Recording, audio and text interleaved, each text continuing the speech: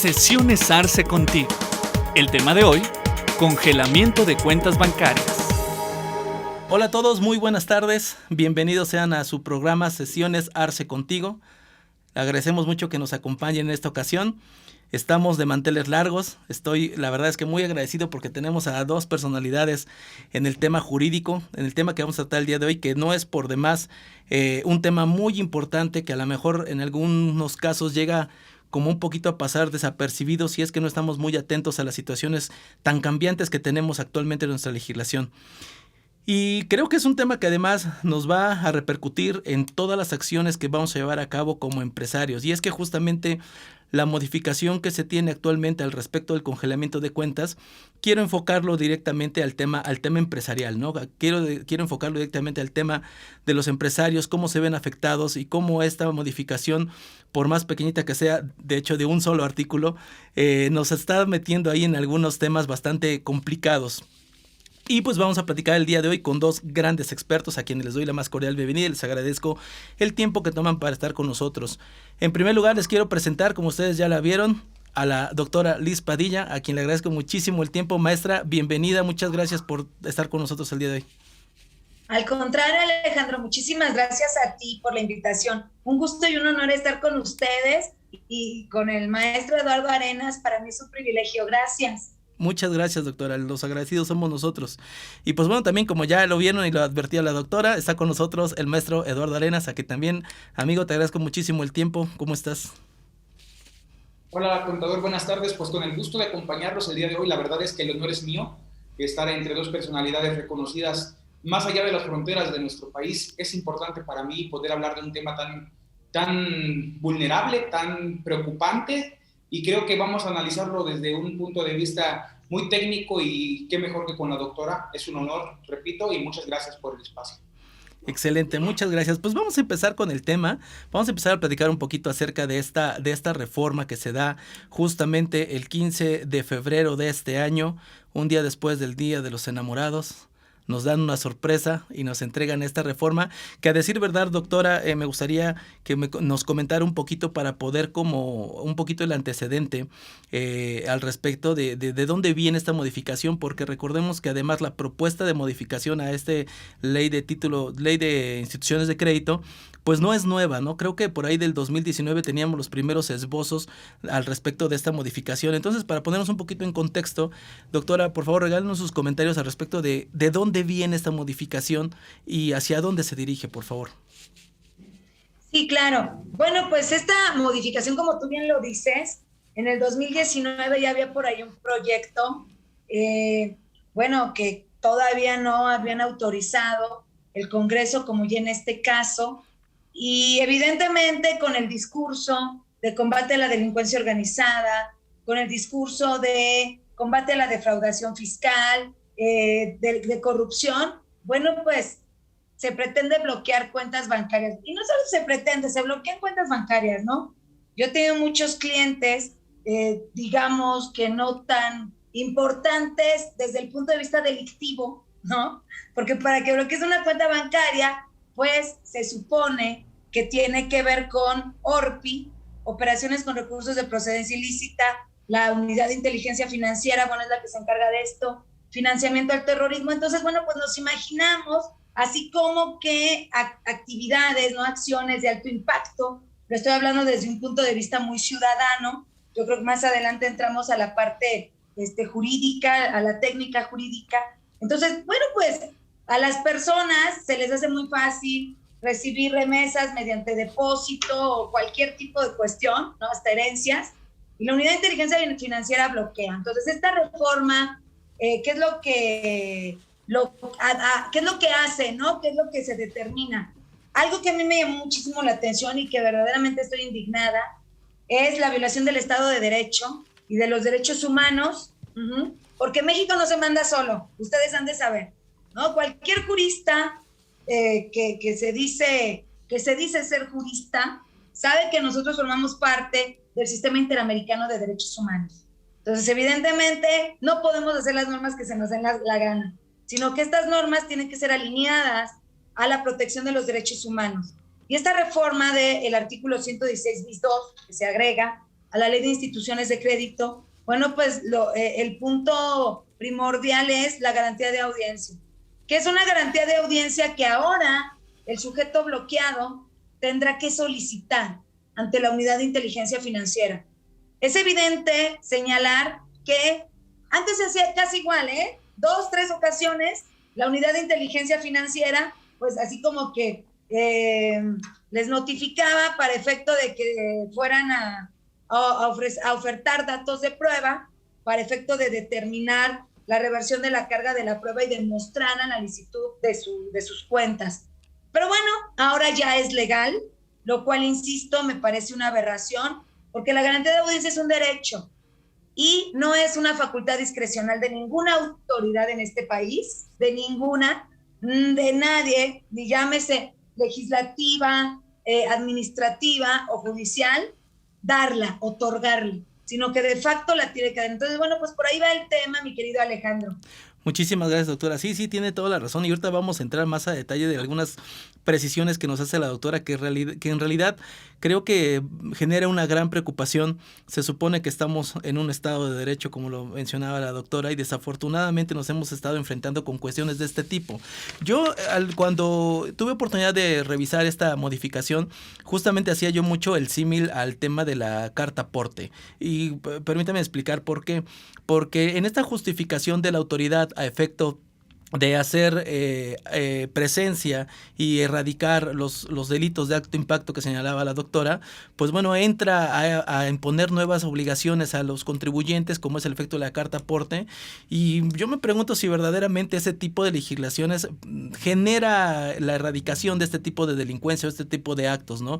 Porque al final de cuentas creo que el tema de congelamiento de cuentas es algo más que sufre el empresario formalmente establecido. Lo sufre más los que realmente están haciendo o tratando de hacer las cosas bien, que los que andan verdaderamente delinquiendo o haciendo algún otro tipo de cuestiones. Maestro Eduardo, ¿cuál sería su opinión al respecto justamente de este tema, ¿no? ¿En qué momento yo como empresario me voy a ver involucrado en este proceso y desafortunadamente, dicen por ahí, pagar justos por pecadores, ¿no? Bueno, antes que nada creo que coincido con la doctora en el tema de pues que se violan derechos humanos en este país como cuando se camina por la cuadra, desgraciadamente. Y los juristas somos aquellos que debemos nosotros de imponernos para el efecto de que estas violaciones pues no sigan ocurriendo. Y las herramientas jurídicas que tenemos a nuestro alcance son vastas, pero desgraciadamente también es cierto que nos encontramos con la problemática de la interpretación de la norma de una manera equivocada y errónea. Algo que es importante señalar y que la doctora bien puntualizó, es que el tema de la presunción de inocencia, el tema de la carga de la prueba, pues es una obligación del Estado cuando ejerce su potestad, puesto que en todo procedimiento, cuando somos afectados en nuestras posesiones, nuestras propiedades, en cualquier circunstancia de este tipo, pues se deben de seguir ciertos procedimientos y deben de observarse todos los lineamientos que la propia ley nos da. ¿Cuándo se va a enterar el empresario que tenemos un problema de aseguramiento de cuentas, de bloqueo de cuentas? Desgraciadamente cuando ya ocurrió. ¿Por qué? Porque bien precisó la doctora, no tenemos nosotros el derecho de audiencia, que es lo que da certeza jurídica a un gobernado.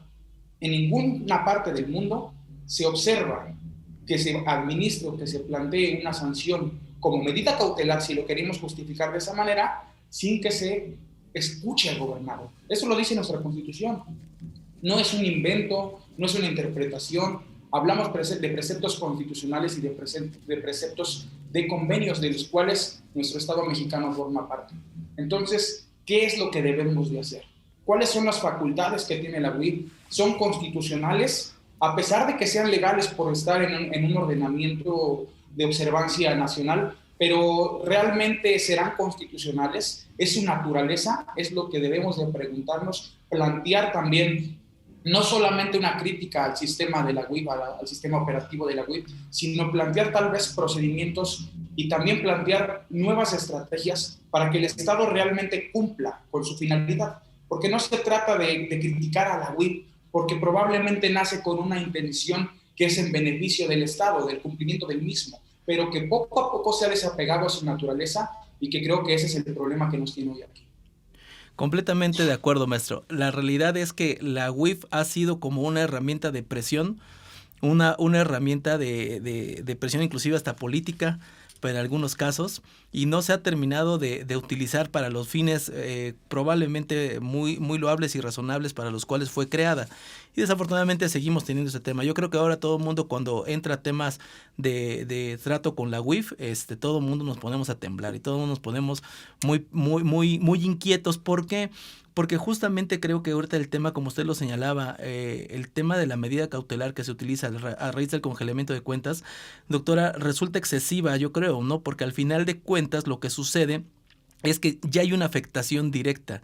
Los que somos contadores y que andamos en el tema de asesoramiento, de apoyo a los empresarios, decimos, pues prácticamente el congelamiento de cuentas es la muerte financiera de una empresa, y muchas veces los procesos para el descongelamiento pues no son lo suficientemente eficientes para poderlo realizar. Entonces, no sé, doctora, si opine usted lo mismo al respecto de que se muestra probablemente excesiva esta medida cautelar y la afectación que evidentemente tiene ya un contribuyente, no solamente al respecto del congelamiento de cuentas y de la limitante de operatividad que le genera, sino inclusive hasta la quemada con los clientes, ¿no? Con los clientes, con los proveedores. Oye, ya no me puedes depositar, o ya no te puedo pagar, ya no puedo hacer esto o el otro, ¿no? Es un tema bastante complicado que a veces ni siquiera se analiza desde el punto de vista comercial. Por eso decimos, y repito, como contadores, pues estamos ante la muerte financiera de una empresa. Sí, claro. Fíjate que a la UIF se le tiene un temor erróneo.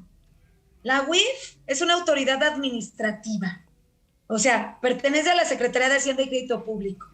No es una autoridad judicial, digamos, es decir, por ahí había algunas notas periodísticas que señalaban que la UIF podía librar órdenes de aprehensión. Hombre, jamás.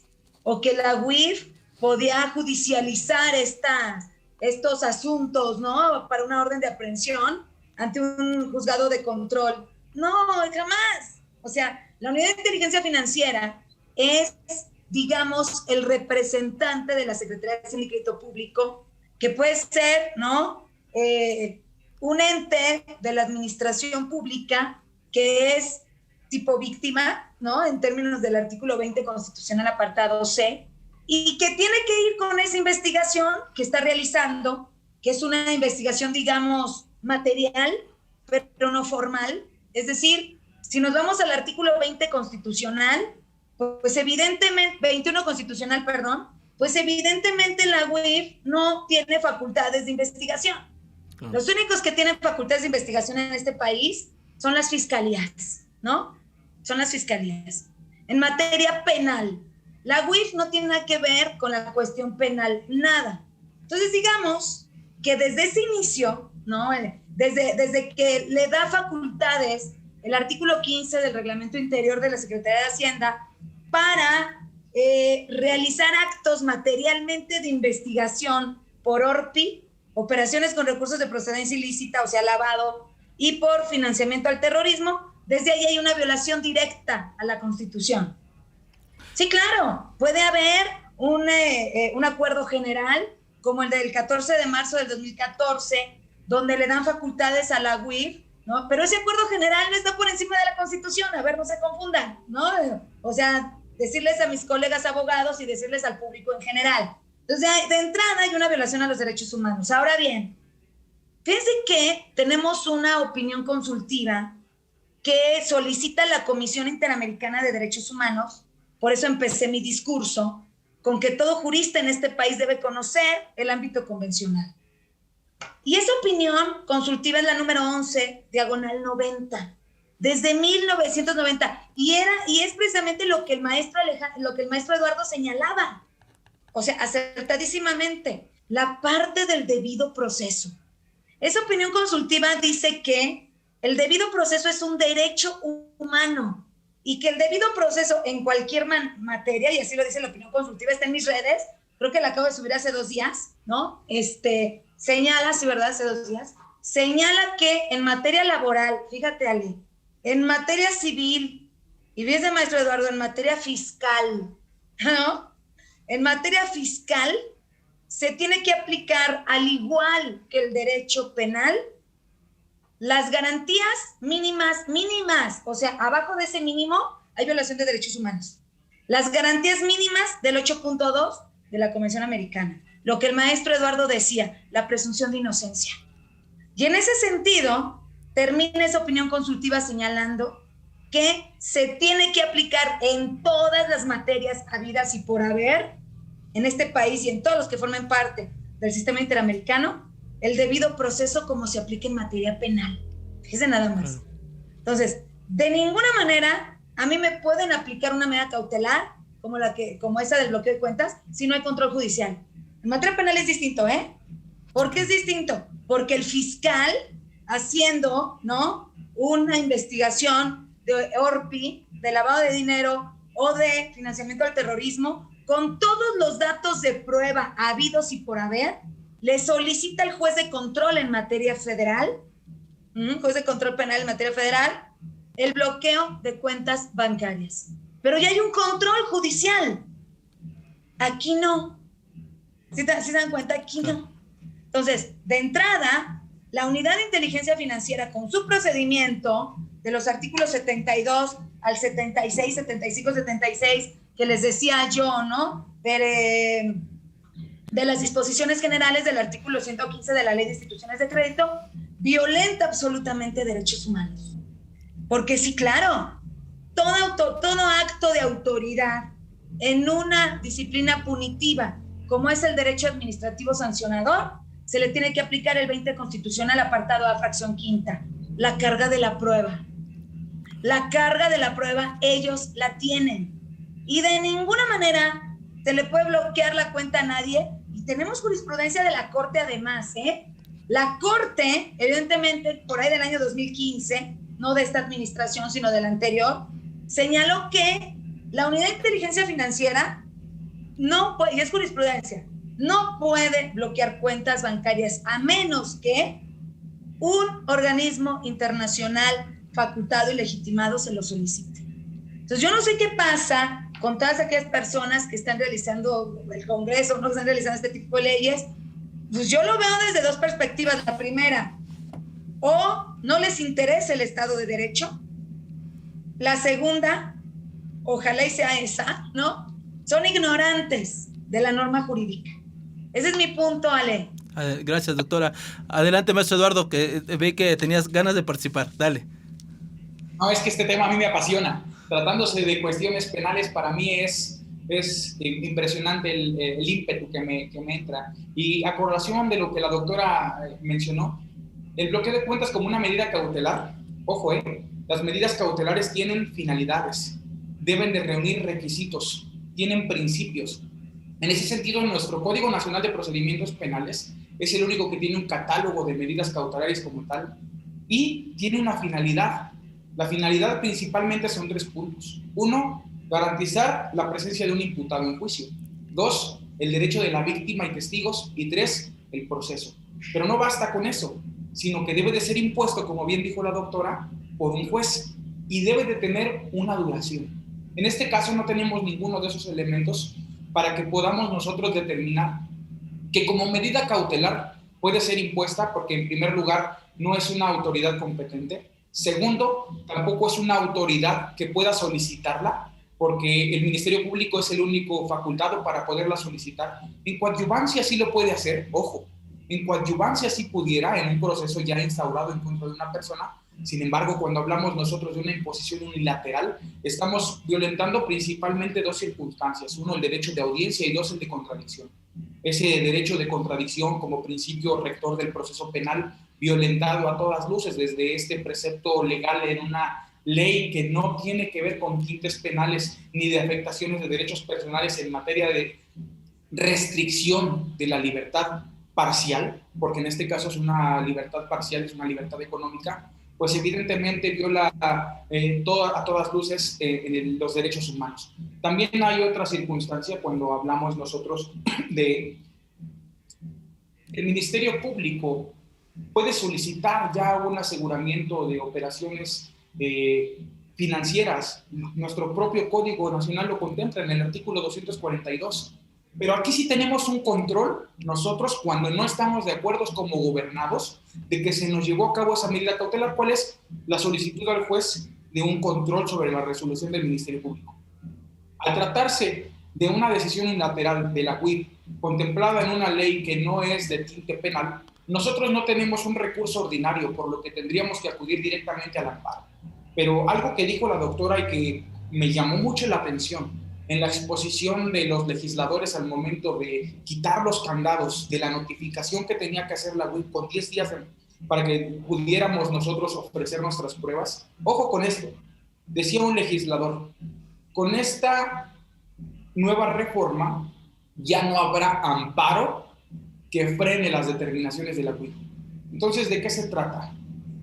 De darle al Estado un brazo armado en contra de sus ciudadanos sin respetar los derechos, como bien dice la doctora, por ignorancia o porque no nos importa el Estado de Derecho, cuando las leyes y las instituciones son por la mayoría y el interés público. Evidentemente hay violaciones de derechos humanos, hay una errónea concepción del procedimiento para llevar a cabo los fines del Estado.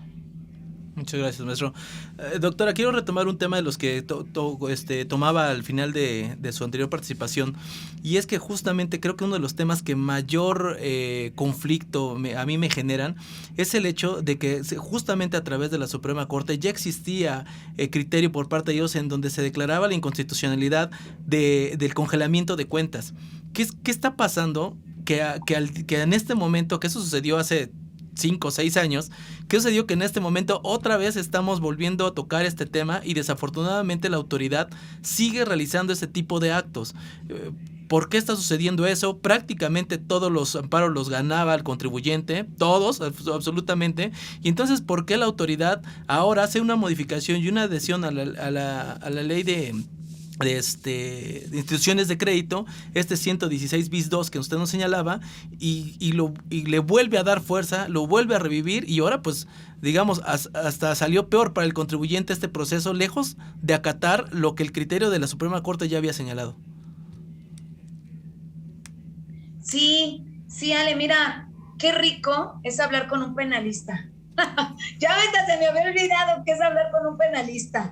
Porque, bueno, mi primera línea de investigación, la básica, es derecho penal, ¿no? Y sobre todo con esta parte de sistema penal acusatorio, etcétera.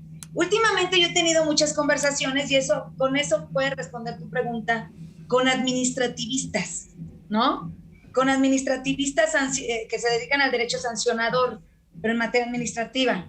Con disciplinaristas que se dedican al derecho administrativo disciplinario.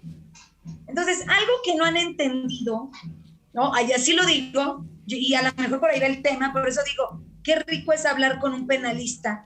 Algo que no han entendido es que estos principios constitucionales y convencionales que están desarrollados en el ámbito penal, llámese presunción de inocencia, llámese derecho a la defensa técnica y adecuada, ¿no? Llámese a la medida cautelar que manejaba el maestro Eduardo, es fundamental. En materia penal, para que una medida cautelar te la puedan otorgar, se necesita demostrar la idoneidad de la medida, la necesidad de la medida. O sea, y estamos hablando del control judicial, ¿no? Por ahí me decían, oiga, doctora Padilla, es que en un acto de investigación, ¿no? Me catearon mis inmuebles, doctora Padilla, y yo no hice nada, y me los aseguraron. Bueno, si los aseguraron es porque evidentemente la fiscalía encontró algún dato de prueba que pudiera requerir para efecto de realizar su teoría del caso con respecto a la imputación del delito que se trate, ¿no? Entonces, ¿qué pasa en materia administrativa? Ellos, ¿sabes con qué se basan? Con la parte de la discrecionalidad. Ese es el gran tema. Ellos creen que por ser autoridades administrativas tienen la discrecionalidad, que es una burrada, ¿no? No digo que la discrecionalidad, digo cómo la operan. De la discrecionalidad de actuar como se les da la gana. No es cierto. La discrecionalidad no implica hacer lo que quieran hacer. La discrecionalidad implica un máximo grado de responsabilidad, incluso que el de materia penal. Fíjense que esto lo dijo un penalista, que el maestro Eduardo, pues seguramente él es penalista, claro que lo conoce, Claude Roxin, ¿no? Considerado el mejor penalista del mundo. Claude Roxin, y lo decía en materia administrativa, Cuando una autoridad administrativa tiene la facultad discrecional, es porque tiene un mayor grado de responsabilidad, tiene que fundamentar, tiene que razonar, ¿no? Fundamentar, razonar, tiene que motivar sobre todo, para efecto de que se cumpla un principio en materia administrativa, que es el principio de razonabilidad.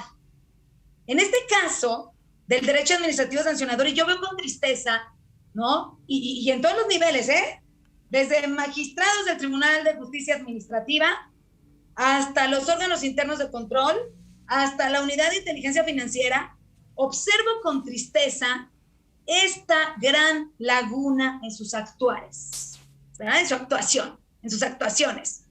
Entonces, ¿ello qué implica? Pues ello implica que violen derechos humanos. Ello implica, por ejemplo, que violen la presunción de inocencia, el derecho a la defensa, que además me otorguen un término, como lo dice el inciso C del 8.2 de la Convención Americana de Derechos Humanos, que me otorguen un término para que yo me pueda defender y pueda aportar pruebas.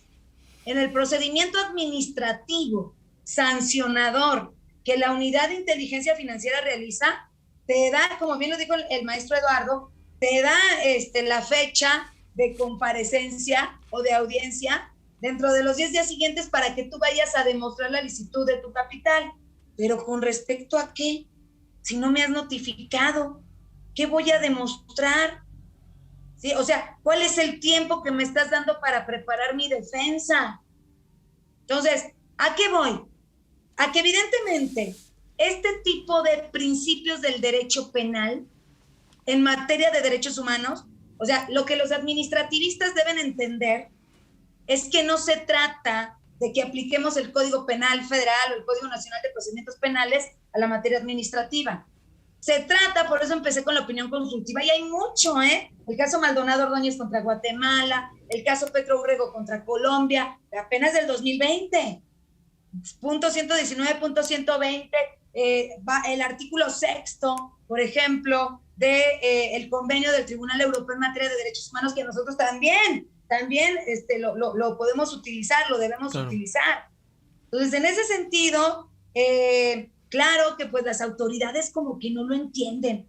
Fíjate, hasta con el bien jurídico tutelado, ¿no? Protegido. Y decía, no, es que en materia administrativa, disciplinaria o sancionadora, pues no hay bien jurídico tutelado, porque la Constitución, fíjate la ignorancia, ¿no? Porque la Constitución solamente dice que es en materia penal. ¿Sí se dan cuenta cómo está? Entonces, no hay bien jurídico tutelado en materia administrativa. Y además, es una facultad discrecional de la autoridad. Fíjate lo que está haciendo la UIF. Interpretar si el sujeto comete o no, en este caso, un delito, por amor de Dios. O sea, ¿quién diablos es la UIF para decidir si se está llevando a cabo o si se llevó a cabo un delito de operaciones con recursos de procedencia ilícita? No tiene las credenciales, digo con todo respeto. Es como si a una audiencia de juicio oral se quisiera presentar una persona sin cédula de licenciado en Derecho. Tiene que ser un abogado el que defienda. La unidad de inteligencia financiera tiene las facultades para determinar, y desde la ley, porque en materia administrativa hay un principio muy importante, cualquier administrativista lo conoce, el principio de legalidad. Fíjate, también desde el 14 constitucional, ¿en qué ley determina que la unidad de inteligencia financiera tenga facultades de investigación? Ay, es que en la ley de instituciones, no, espérate tantito, ¿constitución o convencionalidad? Y eso es lo que no han entendido, ¿no? Claro. No han entendido que la Corte Interamericana, el sistema interamericano, el derecho duro, ¿no? Del ámbito duro, de dureza, es el que efectivamente te está dando las pautas de aplicar los derechos humanos. Ahora, todo el mundo se basa en la ley de amparo. O sea, como si la ley de amparo estuviera por encima de la Constitución. Como si la ley de amparo por sí misma pudiera violar derechos humanos, ¿no? Y estar por encima de la Convención Americana de Derechos Humanos y de las sentencias de la Corte. Eso es un tabú que tenemos muchos los juristas aquí en México. Es que el artículo 61 de la ley de amparo dice que es improcedente, ¿no? El amparo contra actos del Consejo de la Judicatura Federal. Entonces, Si el Consejo de la Judicatura Federal le dice a mi cliente, un magistrado imputado por una falta administrativa grave, que lo puede declarar por confeso, si no controvierte algún punto del informe de presunta responsabilidad, lo vas a declarar por confeso, te estás violando el derecho a guardar silencio. Una incriminación. En materia administrativa se tiene que aplicar. Entonces, yo creo que es una gran ignorancia y además son arrogantes. Digo, con todo respeto, hay otros que no. Pero bueno, muchos de los que me han tocado son arrogantes. ¿Tú en qué te basas? Afortunadamente en el 2020 salió esa sentencia y digo, bueno, y así, mira, les voy a decir, hay como 10 sentencias de la Corte Interamericana que señalan lo mismo. Claro. Pero pues nada más se quedan con el codiguito, ¿no? Con la ley de instituciones de crédito y porque ahí lo dicen, nada más ahí es el punto. Por eso, como bien lo decía el maestro Eduardo, los amparos se otorgan, no, tú lo decías, Ale, los amparos se otorgan al por mayor. Pues claro. Sí, porque el colegiado sí sabe. El colegiado, discúlpame, es lo que les digo, sus tonterías podrán pasar dentro de sus ámbitos administrativistas, o a lo mejor ante el Tribunal de Justicia Administrativa, en los contenciosos, pero en un tribunal colegiado de circuito, ahí sí no. Claro. Discúlpenme, ahí sí no. Claro. Maestro Eduardo, voy a permitirme leer los primeros 2 párrafos del artículo 116 bis 2 y me voy a detener justo en donde quiero escuchar tus comentarios, que creo también la doctora ya los ha abordado muy puntualmente. Pero dice, para las personas que nos hacen favor de escucharnos, dice el artículo 116 bis 2, que es justamente el que se está incorporando en esta modificación, dice, para los efectos del 9º párrafo del artículo 115 de la presente ley, la Secretaría, refiriéndose evidentemente a la Secretaría de Hacienda y Crédito Público, en ejercicio de sus atribuciones, podrá introducir a una persona a la lista de personas bloqueadas cuando cuente con indicios suficientes de que se encuentre relacionada con los delitos de financiamiento del terrorismo y operaciones con recursos de procedencia ilícita. Maestro Eduardo, ¿qué opinión le merece el hecho de que diga cuando cuente con indicios suficientes? ¿A qué se refiere este tema y cómo es que está violando justamente los derechos humanos? Hay una circunstancia especial en materia penal que para que nosotros tengamos una investigación con la que tenemos elementos que nos presupone la existencia de un delito y la participación de una persona que el hecho de que lo cometió, artículo 19 constitucional, debe de ser una antesala de la imputación o de una formulación de imputación en el inicio de un proceso penal. Estas atribuciones que se le están dando a la UIF y a la Secretaría de Hacienda es por demás invasiva de las funciones de la Fiscalía General de la República o de la Fiscalía de los Estados, puesto que son ellos los únicos determinados con base en el artículo 21 constitucional para determinar la existencia de un hecho delictivo y para su persecución. En ese sentido, considero yo que una de las circunstancias por las que esta ley se ha modificado y se le ha dado atribuciones a la UIF y a la Secretaría de Hacienda y no ha sido declarado inconstitucional en su totalidad, atiende principalmente a los convenios firmados por nuestro Estado mexicano, principalmente la GAFI, el Grupo de Acción Financiera Internacional, que tiene como finalidad, pues, coadyuvar entre estados cuando se trate de delitos de recursos de procedencia ilícita a solicitud y petición de una autoridad internacional, y es por eso que no podemos eliminar de nuestro sistema normativo jurídico esta disposición. Entonces, el hecho de que nosotros tengamos una atribución a una autoridad administrativa que tiene tintes penales, evidentemente es inconstitucional. Pero ¿qué pasa? Es que es bien importante también señalar, cuando nosotros hablemos de una acción de inconstitucionalidad de esta ley, ¿qué va a suceder? Se va a turnar a la Corte, se le va a asignar un número y vamos a pasar un año, año y medio para que la Corte lo analice de acuerdo a las necesidades del Ejecutivo, de las órdenes del Ejecutivo, porque hay que decirlo así, cuáles son, cuál interesa más, cuál debe de avanzar primero, qué acción de inconstitucionalidad es la que prevalece sobre otras. Y mientras, durante este tiempo que no se declara su inconstitucionalidad, la única herramienta, como bien ya dijo la doctora y como bien lo comentaste, contador, pues son los amparos. Pero las afectaciones al gobernado van a estar ahí. Y el hecho de que una autoridad administrativa realice una afectación a los bienes o a las propiedades de una persona no la deja exenta de que a la postre podamos nosotros reclamar una responsabilidad patrimonial del Estado. Esa es otra de las circunstancias que nosotros también tenemos como herramientas y que hemos dejado muy de lado, tal vez porque el procedimiento para la responsabilidad patrimonial en estos momentos está en pañales, porque no se le ha dado el énfasis que se requiere, pero sin embargo, las cosas son claras. Invade esferas de jurisdicción la UIP para el efecto del proceso penal, que insisto, en materia administrativa sancionadora y en materia penal debemos tener nosotros forzosamente una imputación. Esa imputación es la columna vertebral de todo proceso sancionador. ¿Por qué? Porque es la oportunidad que tiene el gobernador de conocer de qué, cómo, cuándo, dónde y quién nos acusa. Con base en eso, entonces yo ya tengo la oportunidad de defenderme. Pero si yo no tengo una imputación y lo primero que tengo es una medida cautelar, entonces claramente son violatorias de los derechos pues consagrados para la defensa. Gracias, maestro. Retomando ahorita lo que nos comentaba el maestro Eduardo, doctora, justamente que era uno de los temas que también traíamos aquí en el tintero. En el Pacto San José, efectivamente me parece que es en el artículo 9, señala la reparación del daño en el caso de que haya sido una persona sujeta a un agravio al respecto de este tipo de situaciones.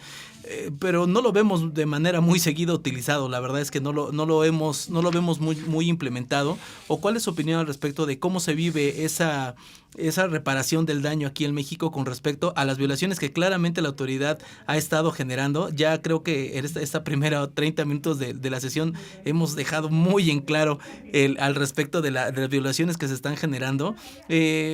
¿Aplicaría en este sentido justamente que alguna persona que se viera afectada por este tipo de congelamientos, aplicar en este sentido la reparación del daño que está sufriendo por esta acción por parte de la autoridad? Claro, mediante la responsabilidad patrimonial del Estado, por supuesto. Y recordemos que la reparación del daño es imprescriptible. Es imprescriptible, ¿eh? En materia de derechos humanos no prescribe la reparación del daño. Por supuesto que, aunque tengamos convenios, ¿no? A propósito de lo que decía el maestro Eduardo, aunque tengamos convenios con el Grupo de Acción Financiera Internacional, la GAFI, y aunque la GAFI le ordene a México que bloquee cuentas bancarias, nosotros tenemos un artículo en la Constitución y tenemos un artículo en la convencionalidad sumamente importantes y que además no hacemos mucho uso de ellos, que es el artículo 29, párrafo segundo constitucional y 27, párrafo segundo de la Convención Americana de Derechos Humanos. Y el 29, ¿no? Lo conocemos, desde que yo era estudiante hace mucho tiempo, lo conocemos como que, bueno, pues es que las garantías no se pueden suspender y restringir, sino en caso de guerra, en caso de pandemia, y así no como que no lo enseñaron, ¿no? Y solamente podrá ser solicitado por el presidente, con aprobación del Congreso, y bueno, la Corte participará, bla, bla, bla, bla. Pero el párrafo segundo es muy importante, porque te señala, de ninguna manera, ni aunque exista pandemia, guerra o lo que sea, se podrán suspender y restringir los derechos humanos. Y te pone una lista. El derecho humano a la vida, el derecho humano a la personalidad, al nombre, bla, bla, bla. A la niñez. Pero hay 3 que para mí son sumamente importantes. El primero, el principio de legalidad, que tiene que ver con el debido proceso. El principio de irretroactividad, ¿no? En perjuicio de persona alguna. Y en todo momento. Entonces, fíjate, si aplicamos el principio de retroactividad, bueno, y te aplican el 116 bis 2, y resulta que los hechos que se supone la UIF investiga fueron antes de la entrada en vigor de esa norma, pues estás aplicando la retroactividad, ¿no? En perjuicio de persona alguna. O sea, no puedes aplicar eso, porque, y menos la Corte, dada su ignorancia con que a veces actúa, ¿no? Lo he hecho varias veces, ha emitido jurisprudencia donde permite que se aplique retroactivamente la norma. Entonces, no, ni aunque lo diga la Corte, lo siento, no. Pero al final este 29 párrafo segundo dice, así como las garantías mínimas para hacer efectivos esos derechos. Las garantías mínimas, señores, no son otras más que las del 8.2 de la Convención Americana de Derechos Humanos. Estas no se pueden restringir ni suspender. O sea, podemos firmar los convenios que ustedes quieran y pueden hacer lo que quieran en la Constitución. Porque, bueno, sabemos que hay también restricción a los derechos humanos, ¿no? En términos del párrafo primero del artículo primero constitucional, la jurisprudencia 2006-224, no emitida por la Corte, pero aunque tú pongas esa restricción en la Constitución, si va en contra del principio de legalidad, del principio de retroactividad y de las garantías mínimas del 8.2, esa restricción a los derechos humanos violan derechos humanos. Entonces, no, de ninguna manera, ¿no? Ellos pueden justificar su discurso con este punto de vista. Claro. A ver, maestro Eduardo, en términos generales y para ir retomando los temas que se han abordado aquí, que de verdad es que son vastos, hay información súper importante que creo que debemos de tener y analizar muy a fondo, pero quiero retomar un poquito de lo que se ha estado platicando. A ver, entendemos que en términos generales el congelamiento de cuentas procede por dos casos específicamente, ¿no?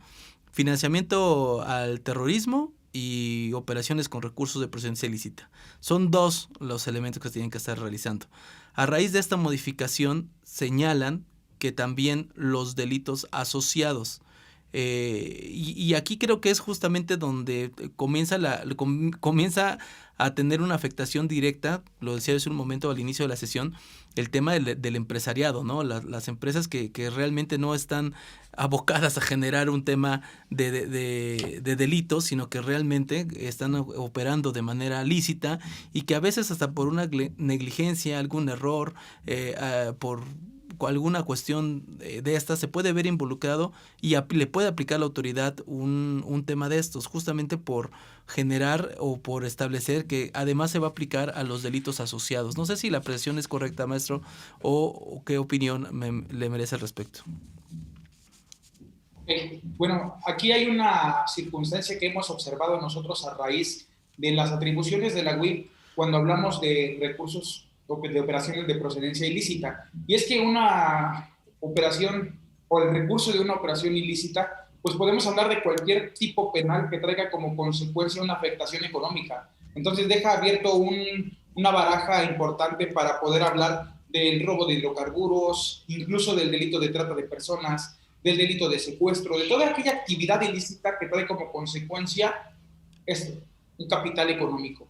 En ese sentido, entonces, la UIF, bajo esa apreciación, bajo esa premisa, ha querido interferir o ha querido investigar malamente, porque ya lo comentó la doctora que está fuera de sus atribuciones, pues el recurso que provenga de este tipo de actividades. Pero mira que esto es tan importante señalar el error en que se encuentran nuestras autoridades judiciales, legislativas y el Ejecutivo en el área de investigación de los delitos, porque dentro del mismo Código Fiscal de la Federación, en su apartado de delitos, en el artículo 108, ojo, de defraudación fiscal, dice que se entiende por defraudación fiscal o que se presume aquellos que son con ingresos o recursos de procedencia ilícita.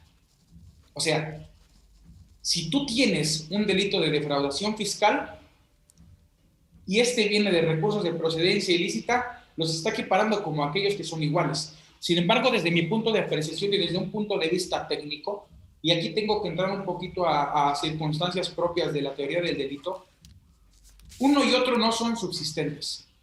No pueden subsistir. Y voy a explicar por qué. Consideramos que cuando hablamos de recursos de procedencia ilícita, estamos hablando nosotros de dinero de actividades fuera de la ley. Entonces, si tú pretendes cobrar impuestos o recaudar impuestos de estas actividades, estás convalidando aquella actividad ilícita. Entonces, si tú dices que no has pagado las contribuciones a las que tienes obligación, como puede ser el IVA, como puede ser el ISR, y estas provienen de actividades ilícitas, no puedes tu Estado exigir el pago de una contribución de una actividad que se encuentra fuera de la ley, porque el pago de impuesto convalida el acto, convalida el negocio.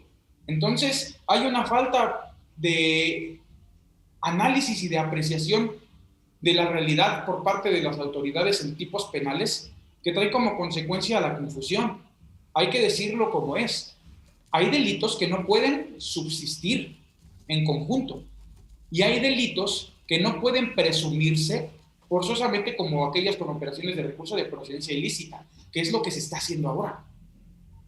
Entonces, cuando nosotros hablemos de aquellos delitos o aquellas investigaciones para los empresarios, cuando tienen constructoras, cuando tienen lotes de autos, cuando tienen gasolineras, y ya tenemos una investigación porque existen supuestamente operaciones de recurso de procedencia ilícita y tenemos a la UIF atrás de nosotros, podemos limitarlo. Con las herramientas jurídicas adecuadas podemos limitar esa interferencia porque no está dentro de sus facultades. Aquí la única manera en la que nosotros debemos de hacer frente a un proceso es un citatorio de la Fiscalía General de la República, un citatorio por parte de un juez de control para el efecto del inicio de un procedimiento penal. Sin embargo, insisto, hay una falsa realidad, una falsa apreciación de la realidad de los tipos penales en México, y esto también es derivado del proceso legislativo que se lleva a cabo a diestra y siniestra, contemplando tipos penales similares en leyes especiales, en leyes generales, en leyes estatales, y que trae como consecuencia esto,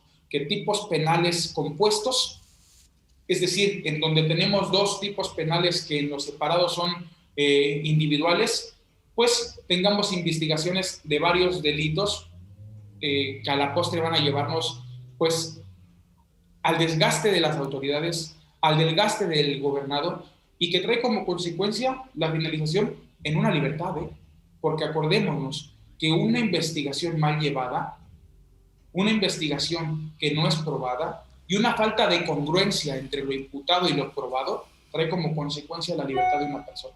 Y esto a los ojos de la ciudadanía vamos a verlo como que hay impunidad. A la gente no le importa el conocimiento técnico, la gente ve si hay libertades, si hay sanciones. Si hay una libertad, le echan la culpa al juez, le echan la culpa al Ministerio Público, pero hay que ser claros, esto es derivado de nuestro sistema penal complejo y también confuso. Hace ratito, al inicio de la sesión, estaba yo señalando que yo hacía mucho la comparación con el tema de carta aporte, porque justamente dentro de una de las pláticas, de las capacitaciones que nos dieron oportunidad ahí de participar, justamente ahí en el Estado de México, señalaba yo que esta implementación de carta aporte, pues bueno, traía muchas consecuencias que más allá del proceso administrativo, pues bueno, podía traer inclusive cuestiones penales. Y a veces, como decía yo también, el tema de que inclusive de manera involuntaria, por un error inclusive administrativo, en donde no se haga una descripción correcta de las mercancías o no se identifique de manera correcta la unidad con la que se transita, y de muchas cuestiones tan específicas, pues yo creo que lo que está haciendo es provocar el error del contribuyente. Y al hecho de provocar ese error, pues bueno, verse inmerso en uno de estos supuestos, y el supuesto evidentemente más grave es el hecho de que a lo mejor se describen mal las mercancías que está transportando el contribuyente y termina siendo a lo mejor detenido por la Guardia Nacional y terminan reteniendo esas mercancías porque no están descritas de manera correcta en la carta aporte, y termina en un tema inclusive de tráfico de mercancías, y se vuelve un tema muchísimo más complicado a raíz de una obligación administrativa que está tomando tintes más allá de control, de fiscalización, y obviamente ya pegado al límite penal. Entonces, creo que es bien importante que nosotros como gobernados, como contribuyentes, estemos muy atentos a este tipo de modificaciones. He defendido o he dicho muchas veces en diferentes foros el hecho de que tenemos que generar una conciencia de defensa hacia los contribuyentes, porque el hecho de dejar pasar este tipo de cuestiones lo que termina provocando es más y más violaciones por parte de las autoridades al respecto, no solamente de la forma que legisla, sino también en la forma en la que se conduce ya a nivel administrativo y a nivel operacional. Entonces, pues bueno, grave el tema, grave el asunto. Doctora, yo creo que para también ir cerrando el tema, me gustaría que nos comentara al respecto de que, bueno, se dirigieran a las personas que nos siguen en nuestras redes sociales, muchos empresarios, muchos contadores que están inmersos ahí en la asesoría con los contribuyentes. Oye, ¿cómo actúo? ¿O cuáles son las medidas de control? ¿O cuáles son las formas en que yo debo de cuidar a efecto de no estar en estos supuestos? O si lo estoy, pues bueno, tener elementos suficientes para no caer en estos supuestos. Claro, sí, Ale, con todo gusto. Fíjate que esto, ¿no?, que está pasando en la normatividad local mexicana, ¿no?, que ya la Corte la Corte Interamericana de Derechos Humanos lo ha dicho, a mí no me interesa tu constitución, a mí no me interesa tu ley secundaria. Si tu constitución y tu ley secundaria es contraria a los derechos humanos, pues evidentemente te condenarán como Estado, ¿no? Pero el problema no es ese. El problema es qué puede pasar para los empresarios. Esto es un gran elemento de ejercicio del poder, si lo vemos desde el punto de vista económico y sociológico. ¿Por qué razón? Porque sí los puedes imputar, es decir, la Unidad de Inteligencia Financiera no solamente tiene esa función desde una perspectiva sistémica. Yo desarrollé una teoría que se llama relativismo punitivo, que por ahí, bueno, ya escribí un libro al respecto, y ese relativismo punitivo, fíjate, se refiere a que por una sola conducta en México te pueden sancionar por diversas materias. O sea, cuando estás hablando de ORPI, operaciones con recursos de procedencia ilícita, estás hablando de bloqueo de cuentas, estás hablando de delincuencia organizada, estás hablando de derecho penal fiscal. Recordemos que en la reforma del 2019, ¿no? Al catálogo del artículo 2 de la Ley Federal contra la Delincuencia Organizada se agregan las fracciones 8 bis y 8 ter. Entonces, en ese sentido, el tratamiento procesal penal cambia por completo, porque cuando tú hablas de delincuencia organizada, ya estás hablando de derecho penal de excepción. Lo que en México, en Alemania y en muchos países de América Latina y de Europa se conoce como derecho penal del enemigo.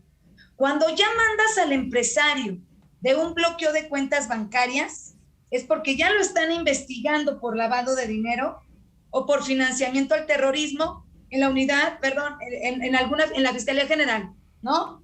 En la Fiscalía Especializada en Delincuencia Organizada, en la FEDO, ¿no? Actualmente la FEDO. Entonces, en ese sentido, el tratamiento procesal cambia, porque ya hay adelantamiento de la punibilidad. Es decir, ni siquiera es necesario que el empresario lave dinero. Con que exista algún indicio de que el empresario se está organizando o pretende organizarse, hay dos adelantamientos después de la punibilidad. Para efecto de lavar dinero, todavía no materializa ni siquiera la conducta.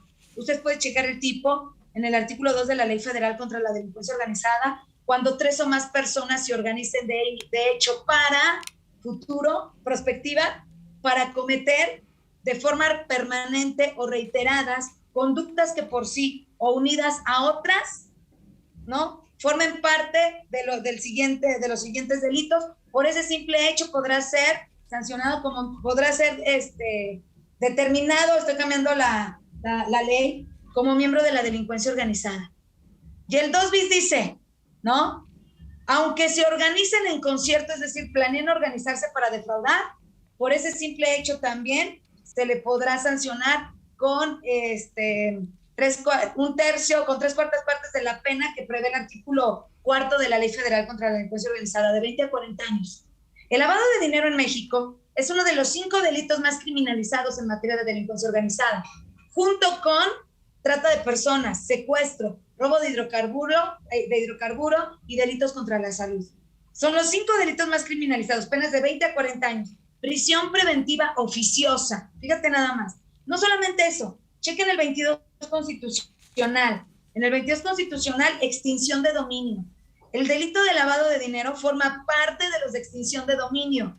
Entonces, ¿y qué creen? O sea, no necesitan ninguna sentencia. Por eso te digo, ¿no? Una violencia hacia la persona en materia de derechos humanos terrible. Basta con que existan, como dijo el maestro, indicios en la investigación. No necesitan ni judicializar la carpeta. En la investigación, para que el propio fiscal, mediante un preproceso 190 de la Ley Nacional de Extinción de Dominio, ¿no?, un preproceso le mande llamar a la persona, ¿no?, que se supone que es dueña de los bienes, motivo de ese lavado, o que obtuvo los bienes o es poseedor, lo que sea, aunque no sea el investigado, demuestre la licitud de los bienes. Si no lo demuestra, otra vez, medida cautelar. ¿Ya ves la opinión consultiva? No sé cómo es importante. Medida cautelar en materia civil, aseguramiento de bienes. Y de ahí te vas a 2 figuras constitucionales, que es la venta anticipada de los bienes, sin que haya sentencia, por supuesto, y además la parte de la disposición anticipada mediante adjudicaciones directas, por ejemplo. O sea, ¿qué te quiero decir? que esto es un arma del Estado tremenda para hacer pomada a quien quieras, con violación de derechos humanos, con violación de derechos humanos. Entonces, bueno, te estás quejando, no solamente te voy a bloquear cuentas bancarias, te voy a mandar a una prisión de máxima seguridad. O sea, hablando como Estado, ¿no? Te voy a mandar a una prisión de máxima seguridad y además, ¿qué crees? Te voy a quitar todos tus bienes. ¿Ya se dan cuenta de la gravedad? Por eso no debemos permitir, y como sociedad debemos criticar y debemos atacar este tipo de reformas que son tremendas para el ciudadano. Pero afortunadamente tenemos el amparo, ¿no? Y entonces en el amparo indirecto debes atacar ese bloqueo de cuentas de inmediato, ¿ok? Para efecto de evitar las demás acciones. En ese sentido, Alejandro, te agradezco muchísimo el favor de tu atención. Muchas gracias por invitarme. Gracias al maestro Eduardo. Qué gusto y qué honor compartir mesa con un penalista de tan altísimo nivel, de verdad. Y yo los voy a tener que dejar porque ahorita a las 6, ya saben, tengo un montón de compromisos. Yo creo que hoy termino como a la 1 de la mañana. Pero un gustazo y un honor estar con ustedes. Gracias. Al contrario, doctora, muchísimas gracias por el tiempo y espero que no sea la última vez que esté con nosotros por aquí. Gracias. Maestro Eduardo, sus comentarios finales al respecto del tema que estamos abordando. Claro que sí, contador, pues muchas gracias, doctora, por esta oportunidad de compartir, y pues me despido antes de que usted se retire. Es un honor para mí haber estado aquí con usted y esperemos que próximamente podamos coincidir con algún otro tema como este. Claro que sí, maestro, muchas gracias. Lo voy a invitar a alguno de mis círculos. Va a ver, le voy a pedir a Ale que me pase sus datos, porque no, hombre, me encantó su participación. Muchísimas gracias. Yo, el día que usted diga, sin ningún problema, estamos ahí para abordar el tema que sea de la elección de usted, doctora. Gracias. Con permiso, buenas tardes. Gracias, doctora. Gracias. Contador, pues nada más para terminar lo que ya acertadamente dijo la doctora, creo que el procedimiento de congelamiento de cuentas no es una medida cautelar fuera de lógica, pero entendiéndolo desde el punto de vista del respeto de los derechos humanos. ¿Y por qué digo esto? Porque también hay otros tipos de procedimientos en donde sí tenemos injerencia en cuestiones privadas, como lo es el secreto bancario, pero para que yo pueda violar el secreto bancario, o para que pueda romper, mejor dicho, el secreto bancario, debo de acudir a un juez para que éste me dé una autorización y como consecuencia yo pueda acceder a los datos. Es igual como un cateo, yo no puedo entrar a la casa de una persona sin un ordenamiento judicial. De igual manera tampoco puedo intervenir las comunicaciones de una persona si yo no tengo un ordenamiento judicial. Entonces, no quiere decir que esta medida cautelar de aseguramiento de cuentas o de bloqueo de cuentas esté fuera de la lógica, sino que hay que tener los procedimientos adecuados, la autoridad competente para solicitarla y por consecuencia también la autoridad judicial que deba de determinarla. Ahí entonces estaremos hablando de que se respeta el Estado de Derecho. Hay que ver si la medida cautelar de aseguramiento de cuentas es proporcional al delito del cual se me está siguiendo la investigación, y entonces ya habrá un debate para respetar lo que nosotros dijimos en primer lugar, que es el derecho de audiencia y el principio de contradicción que rige los principios del proceso penal. Creo que no hay que echar ni las campanas al aire, ni tampoco agarrar nuestras maletas y correr, sino hay que estar siempre en contacto con nuestro contador, con nuestro abogado fiscalista y ahora con nuestro abogado penalista. Siempre hemos dicho que es una trilogía importante en estos tiempos, pues tenebrosos si lo queremos ver para el contribuyente, para el empresario, pero siempre hay luz cuando ahí tenemos una herramienta jurídica como lo es el amparo, como ya lo dijo la doctora, que esto trae como consecuencia que se sienten precedentes, que a la postre podremos eliminar de nuestro sistema normativo aquellas que violen nuestra Constitución y los convenios de los cuales nuestro Estado forma parte. Creo que con eso podemos terminar, contador, y no me queda más que despedirme y agradecerte por la invitación y espero que la próxima vez que nos veamos sea igual de proactiva la plática como la del día de hoy. Muchísimas gracias, maestro. Gracias por el tiempo. Pues bien, ya han escuchado ustedes a los expertos, a la doctora Liz, al maestro Eduardo, al respecto de este tema que de verdad es muy, muy importante que todos estemos atentos, que demos seguimiento, que procuremos la legalidad en los procesos que la autoridad ha estado generando, que no dejemos que estas cosas pasen por desapercibido, porque en realidad hay una afectación directa muy importante a la seguridad, a la certeza jurídica, al patrimonio y a todos los aspectos de los que ya hemos estado platicando, ¿no? Como bien decía la doctora Liz, de lo más castigado que tenemos, ¿no? Entonces, agradecerte, maestro, por el tiempo y pues agradecerle también a todas las personas que nos hacen favor de seguirnos. Los invitamos a que nos den like, que sigan ahí en nuestras redes sociales, que compartan la información que les estamos dando, porque créanme que entre más seamos las personas que estamos enterados al respecto de esta situación, creo que va a ser más sencillo erradicar y hacer fuerza ciudadana para poder generar que no se violen los derechos que tenemos todos como seres humanos y como ciudadanos y como contribuyentes además. No se olviden seguirnos ahí en nuestras redes sociales, les mando un fuerte abrazo y no se olviden de compartir información con valor como la que vamos a escuchar el día de hoy. Muchísimas gracias a todos.